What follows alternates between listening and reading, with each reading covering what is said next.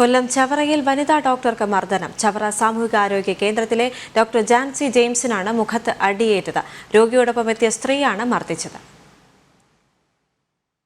കഴിഞ്ഞ ദിവസം രാത്രിയാണ് സംഭവം. ചവറ സാമൂഹികാരോഗ്യ കേന്ദ്രത്തിൽ രോഗിക്കൊപ്പം എത്തിയ സ്ത്രീ ഡ്യൂട്ടി മെഡിക്കൽ ഓഫീസറായിരുന്ന ജാൻസി ജെയിംസിന്റെ മുഖത്തടിച്ചുവെന്നാണ് പരാതി. അടിയേറ്റ് കമ്മൽ തെറിച്ചുപോയെന്നും ജാൻസിയുടെ പരാതിയിൽ പറയുന്നു.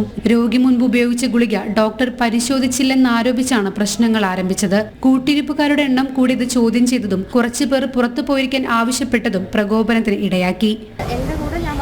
നൈറ്റ് ഒരു ഡോക്ടർ മാത്രമേ ഉള്ളൂ. ഇത്രയും പേഷ്യൻ്റ് ഉണ്ടെങ്കിൽ ഒരാൾ മാത്രമേ ഉള്ളൂ. നമുക്ക് പറയുന്ന ഉറക്കമുളച്ച് നമ്മൾ നോക്കുന്നതിന് ഒരു പരിധിയുണ്ട്. എന്നാൽ നമ്മുടെ മാക്സിമം നമ്മൾ ചെയ്യുന്നുണ്ട്.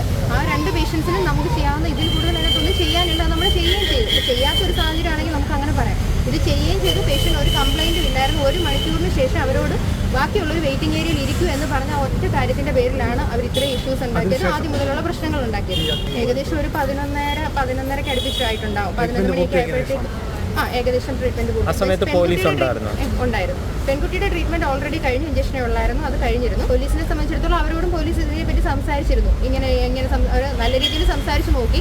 അപ്പോഴും അവർ പോലീസിന്റെ മുമ്പിൽ വെച്ച് പോലും വളരെ മോശമായിട്ടാണ് എന്നോട് ബിഹേവ് ചെയ്തത്. സംഭവത്തിൽ ഡോക്ടർ ജാൻസി ജെയിംസ് ചവറ പോലീസിൽ പരാതി നൽകി. രാത്രി ആശുപത്രിയിൽ പോലീസ് ഉണ്ടായിരുന്നിട്ടും ഇതുവരെയും കേസ് രജിസ്റ്റർ ചെയ്തിട്ടില്ല.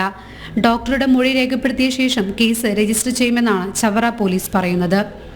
ജനം, കൊല്ലം.